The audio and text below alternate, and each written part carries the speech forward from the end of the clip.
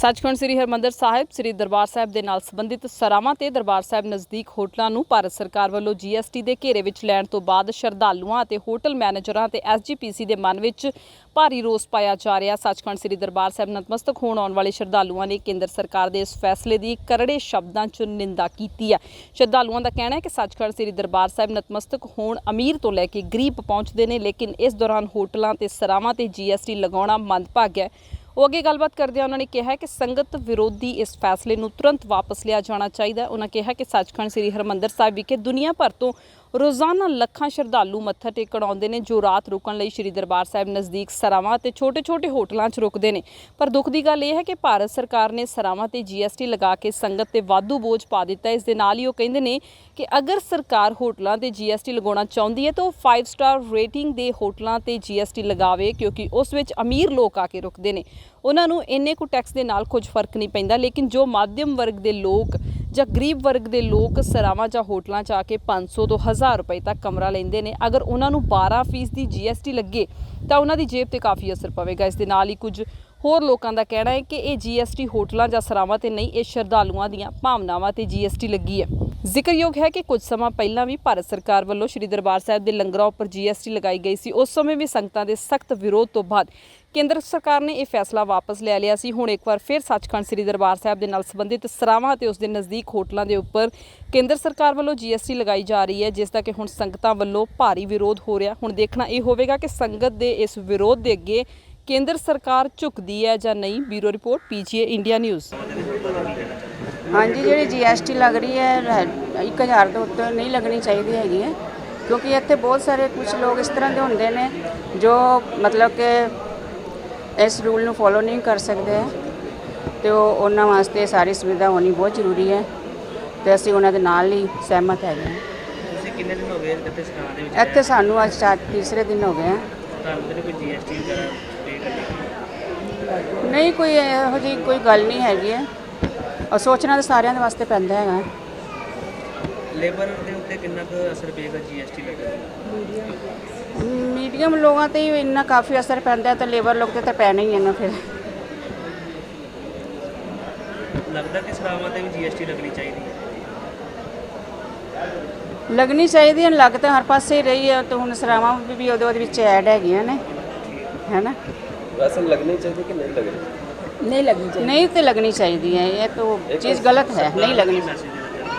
सरकार वास्ते ਅਸੀਂ यही आखने ਚਾਹਾਂਗੇ कि ਸਾਰਿਆਂ ਨੂੰ ਇੱਕ ਬਰਾਬਰ ਨਾਲ ਲੈ ਕੇ ਚੱਲਣਾ ਚਾਹੀਦਾ ਹੈ। ਛੋਟੇ ਵੱਡੇ ਆ, ਸਾਰੇ ਮੀਡੀਅਮ ਕਲਾਸ ਦੇ ਹੈਗੇ ਆ, ਤੇ ਇਹਨਾਂ ਸਾਰਿਆਂ ਵਾਸਤੇ ਸੁਵਿਧਾ ਹੋਣੀ ਚਾਹੀਦੀ ਹੈ। चलो हाँ जी सर, अपना नाम दस के जी GST हिंदी बोलिए पंजाबी बोलिए? पंजाबी बोलो।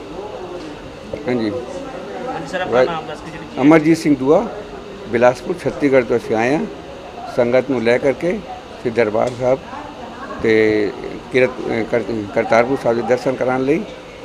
ਅਸੀਂ ਇੱਥੇ 30 ਤਾਰੀਖ ਤੋਂ ਪਹੁੰਚੇ ਹਾਂ, 3 ਤਾਰੀਖ ਤੱਕ ਰਹਿਣਾ ਹੈ। ਅਸੀਂ ਇਸ ਵਿੱਚ ਸਾਨੂੰ ਹੁਣੇ ਪਤਾ ਲੱਗਿਆ ਕਿ ਕੇਂਦਰ ਸਰਕਾਰ ਨੇ ਤੇ ਰਾਜ ਸਰਕਾਰ ਨੇ GST ਲਾਇਆ ਹੈ ਸਾਰਿਆਂ ਵਿੱਚ। ਸਾਡਾ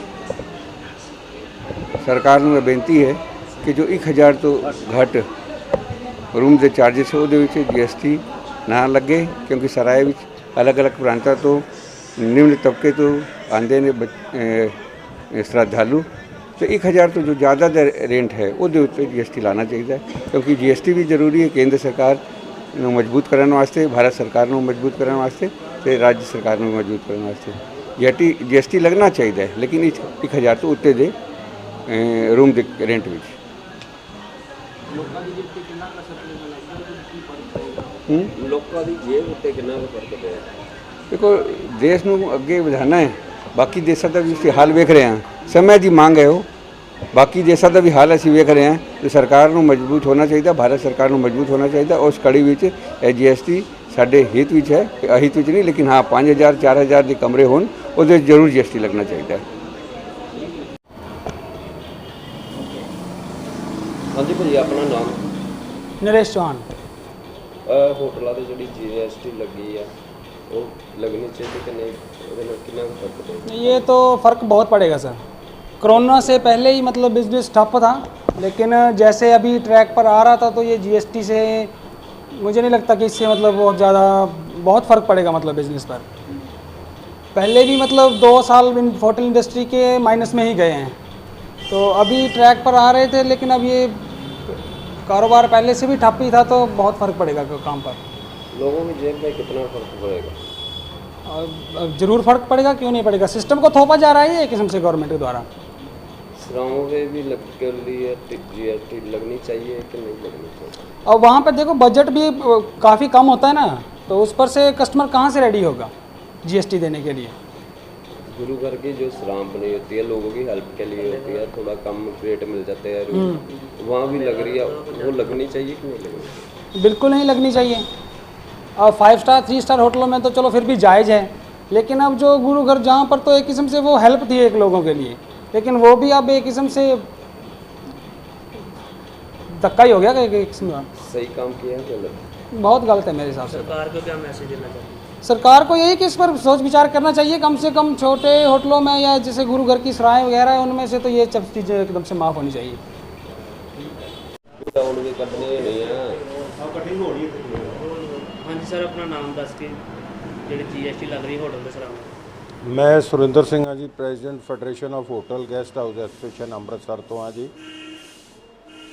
कई अरसे तो जब तो गुरु रामदास साहब ने श्री ਅੰਮ੍ਰਿਤਸਰ ਸਾਹਿਬ ਵਸਾਇਆ, ਉਦੋਂ ਤੋਂ ਪਹਿਲਾਂ ਦਰਬਾਰ ਸਾਹਿਬ ਦੇ ਇਰਦ ਗਿਰਦ ਬੁੰਗੇ ਹੁੰਦੇ ਸਨ, ਪਿੰਡਾਂ ਤੋਂ ਲੋਕ ਆ ਕੇ ਉੱਥੇ ਠਹਿਰਦੇ ਹੁੰਦੇ ਸਨ।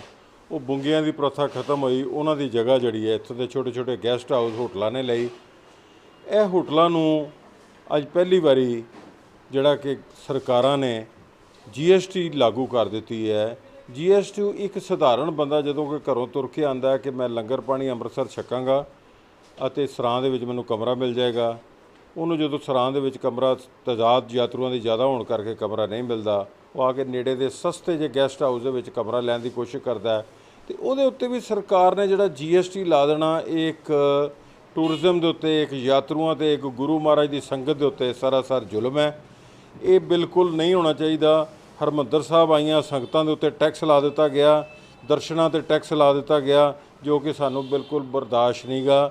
ਇਹ ਟੈਕਸ ਜਿਹੜਾ ਵੱਡੇ ਹੋਟਲਾਂ 'ਚ, ਲਗਜ਼ਰੀ ਹੋਟਲਾਂ 'ਚ ਜਿੱਥੇ ਆ ਕੇ ਲੋਕ ਸ਼ਾਨਦਾਰ ਹੋਟਲਾਂ ਦੇ ਵਿੱਚ ਆ ਕੇ ਰਹਿੰਦੇ ਸੀ, ਨਾ ਤਾਂ ਉਹਨਾਂ ਨੂੰ ਟੈਕਸ ਦਾ ਫਰਕ ਪੈਂਦਾ ਸੀ, ਨਾ ਹੀ ਉਹਨਾਂ ਨੂੰ ਕਿਸੇ ਕਿਸਮ ਦੀ ਹੋਰ ਖਰਚੇ ਦੀ ਕੋਈ ਫਿਕਰ ਦਿਮਾਗ ਦੇ ਵਿੱਚ ਹੁੰਦਾ ਸੀ। ਇਹ ਯਾਤਰੂ ਜਿਹੜਾ 500 ਰੁਪਏ ਦਾ ਕਮਰਾ ਲਏਗਾ, ਕਿ ਉਹਨੂੰ ਟੈਕਸ ਲਾਉਣਾ ਵਾਜਬ ਹੈ? ਕਿ ਇਹ ਸਰਕਾਰ ਸੋਚੇ ਕਿ ਇਹ ਇੱਕ ਕਿਸੇ ਦੀ ਗਰਹੀ ਖੋਹਣ ਵਾਲੀ ਗੱਲ ਆ। ਯਾਤਰੂਆਂ ਦੀ, ਹਰਿਮੰਦਰ ਸਾਹਿਬ ਆਏ ਯਾਤਰੂਆਂ ਦੀ ਮੂੰਹ ਦੇ ਵਿੱਚੋਂ ਗਰਹੀ ਖੋਹਣ ਵਾਲੀ ਗੱਲ ਆ। ਜਿਹੜਾ ਬੰਦਾ ਸੋਚ ਕੇ ਆਉਂਦਾ, ਘਰੋਂ ਲੈ ਕੇ ਆਉਂਦਾ 1000-2000 ਰੁਪਏ ਲੈ ਕੇ ਵੀ ਲੰਗਰ ਪਾਣੀ ਉੱਥੇ ਛਕ ਲਵਾਂਗੇ ਅਤੇ ਯਾਤਰਾ ਦੇ ਵਿੱਚ ਜਾਂ ਪਰਿਕਰਮਾ 'ਚ ਸੌਂ ਜਾਵਾਂਗੇ, ਜੇ ਉਹਨੂੰ ਉੱਥੇ ਜਗ੍ਹਾ ਨਹੀਂ ਮਿਲਦੀ ਤਾਂ ਆ ਕੇ ਗੈਸਟ ਹਾਊਸ 'ਚ ਕਮਰਾ ਲਏਗਾ ਅਤੇ ਉਹਦੇ ਉੱਤੇ ਉਹਨੂੰ GST ਲਾ ਦਿੱਤਾ ਜਾਵੇ। ਇਹ ਬਿਲਕੁਲ ਨਾਇਨਸਾਫੀ ਹੈ। ਸ਼੍ਰੋਮਣੀ ਕਮੇਟੀ ਨੇ ਵੀ ਇਸ ਦੀ ਵਿਰੋਧਤਾ ਕੀਤੀ ਹੈ। ਹੋਰ ਵੀ ਸਾਰੀਆਂ ਸੰਸਥਾਵਾਂ, ਸਾਰੀਆਂ ਜਿੰਨੀਆਂ ਕਿ ਅੰਮ੍ਰਿਤਸਰ ਦੀਆਂ ਅਤੇ ਪੰਜਾਬ ਦੀਆਂ ਸੰਸਥਾਵਾਂ ਨੇ, ਉਹਨਾਂ ਨੇ ਇਹ ਨਿਖੇਧੀ ਕੀਤੀ ਹੈ। ਇਹਨੂੰ ਇੱਕ ਵਾਰੀ ਦੁਬਾਰਾ ਇਹਦੇ ਉੱਤੇ ਸੋਚ ਕਰਨੀ ਚਾਹੀਦੀ ਹੈ। ਛੋਟੇ ਛੋਟੇ ਹੋਟਲ ਗੈਸਟ ਹਾਊਸਾਂ ਦੇ ਉੱਤੇ ਜਿਹੜਾ ਕਿ ਠੀਕ ਹੈ, ਇਸ ਇਲਾਕੇ ਨੂੰ 12 ਦਰਵਾਜ਼ਿਆਂ ਦੇ ਅੰਦਰ ਜਿਹੜਾ ਹਰਿਮੰਦਰ ਸਾਹਿਬ ਦਾ ਏਰੀਆ, ਦੁਰਗਿਆਣਾ ਮੰਦਿਰ ਦਾ ਏਰੀਆ, ਰਾਮ ਤੀਰਥ ਸਾਹਿਬ ਦਾ ਏਰੀਆ, ਜਿਹੜਾ ਇਸ ਏਰੀਆ ਨੂੰ ਬਿਲਕੁਲ ਟੈਕਸ ਮੁਕਤ ਹੋਣਾ ਚਾਹੀਦਾ। ਅਸੀਂ ਤਾਂ ਪਹਿਲੇ ਸਗੋਂ ਉਲਟਾ ਕੋਈ ਸਬਸਿਡਰੀ ਮੰਗ ਰਹੇ ਹਾਂ। ਸਬਸਿਡਰੀ ਤਾਂ ਸਾਨੂੰ ਦੇਣੋਂ ਰਹੇ ਅਤੇ ਉਲਟਾ ਸਾਡੇ ਦੇ ਉੱਤੇ ਜੇ GST ਲਾਗੂ ਕਰ ਦਿੱਤੀ ਜਾਏਗੀ ਤਾਂ ਇਹ ਬੜੀ ਮਾੜੀ ਗੱਲ ਆ। ਇਸ ਚੀਜ਼ ਦਾ ਬੜਾ ਨਿੰਦਣਯੋਗ ਇਹ ਸਟੈਪ ਆ ਸਰਕਾਰ ਦਾ। ਸੋ ਇਹਦੇ ਉੱਤੇ ਮੁੜ ਵਿਚਾਰ ਕਰਨਾ ਚਾਹੀਦਾ ਹੈ। ਧੰਨਵਾਦ ਜੀ। ਵਾਹਿਗੁਰੂ ਜੀ ਕਾ ਖਾਲਸਾ, ਵਾਹਿਗੁਰੂ ਜੀ ਕੀ ਫਤਿਹ।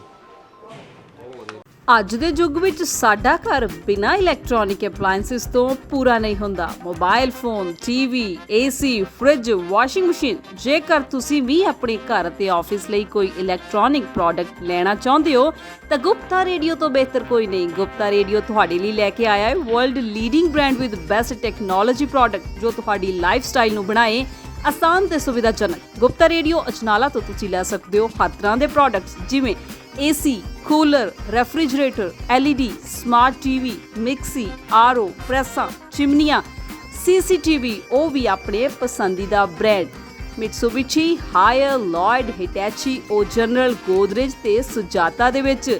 ਗੁਪਤਾ ਰੇਡੀਓ ਤੁਹਾਨੂੰ ਦਿੰਦਾ ਹੈ 0% ਵਿਆਜ ਦੀ ਸੁਵਿਧਾ।